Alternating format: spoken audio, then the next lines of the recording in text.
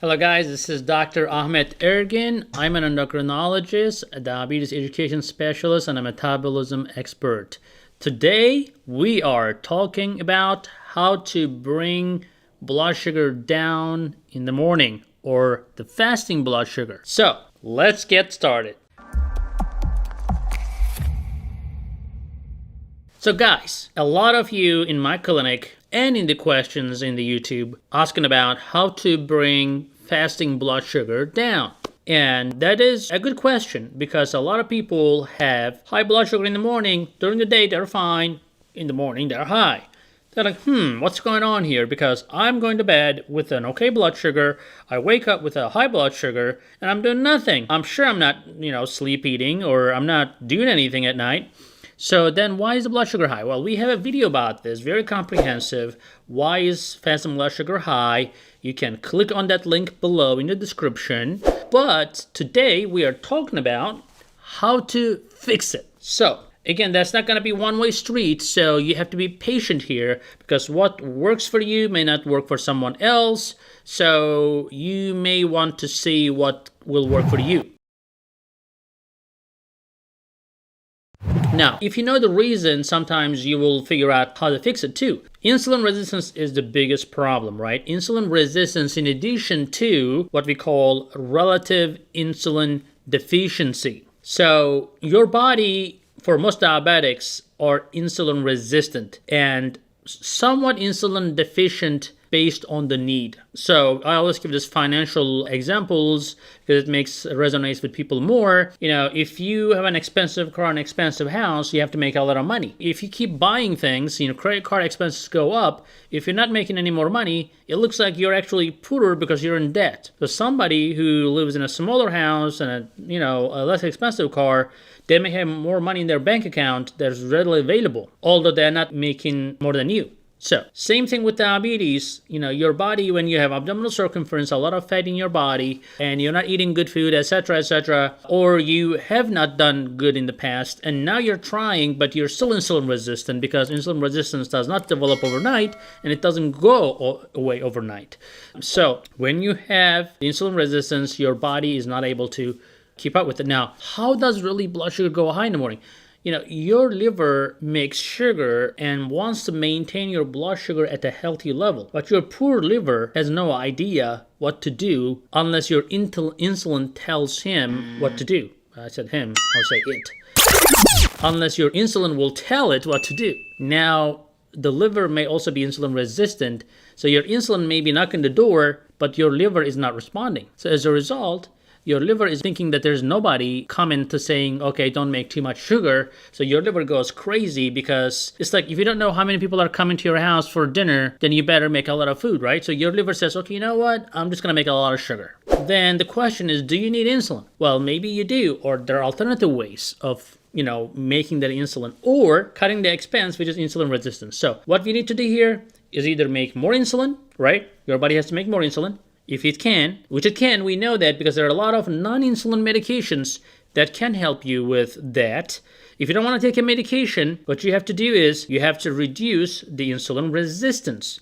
Now, there are some medications actually that help reduce the insulin resistance as well, which we will talk about. And by the way, our supplement, Sugar MD Advanced Glucose Support, is on its way. I'm gonna tell you guys in 2 weeks or so. It should be on Amazon and it should be in some local stores as well, but I am going to tell you when it's time and you will be able to purchase that.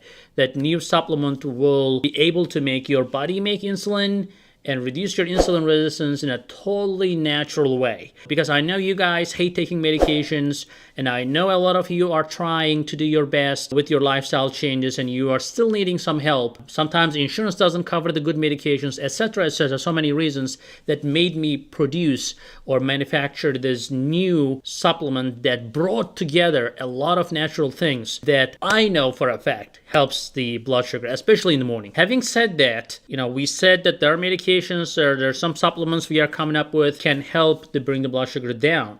Now, if you don't want to do any of that, then you really have to take some action. You have to really up your game with the exercise.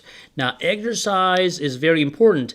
Now, a lot of people will tell me, oh, doc, I'm busy. I'm always on my feet. That's not really exercise. What we're looking here is a consistent 30 minutes to an hour exercise with a rhythm where your heart rate goes up, your muscles continuously uses the glucose, reduces the inflammation in your body, and make you more insulin sensitive. And you have to keep doing that almost every day, because once you take a break, your body goes back to where it was. So insulin resistance and exercise go hand in hand. If you do not exercise, you become insulin resistant very quickly. So you do not want to give a break more than 48 hours if you're exercising, and you have to keep your heart rate up as much as you can. I mean, if you have a heart disease, etc., it may not be possible for you, but at least whatever you can tolerate, discuss with your doctor first. Sometimes you guys may need a clearance if you already have some chest pain or some exercise intolerance. But for most of you, you should be able to start walking and gradually increase your exercise capacity. Start walking a mile and then a 2 miles and a 3 miles every week.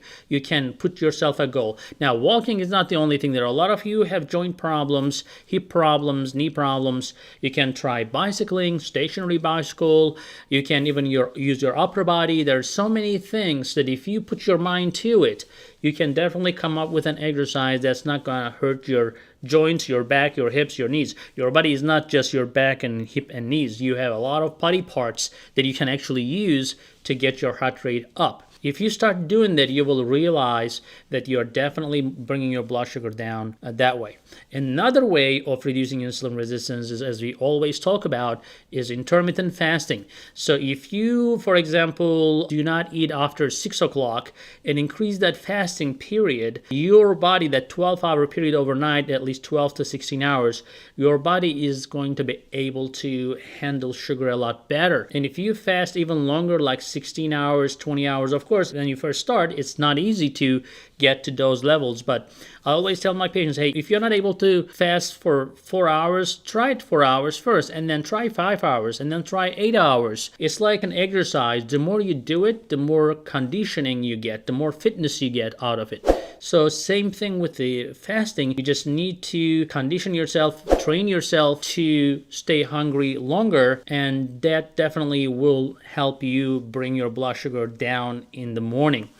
Again, if you have excessive abdominal obesity, if you have excessive insulin resistance, unless you get rid of that excessive fat, or unless you push your body to stay hungry for a long time, or you push your body to exercise more, you are not going to be able to do that. Now, when you exercise more, you get hungry more, and when you break a fast, you may feel like you may want to indulge in. The trick here is to have a high protein and high fat diet, because your appetite will immediately go down if you're starting your breaking fast with water. Very important. You have to have a glass of water before you eat anything. That helps to prevent the overeating.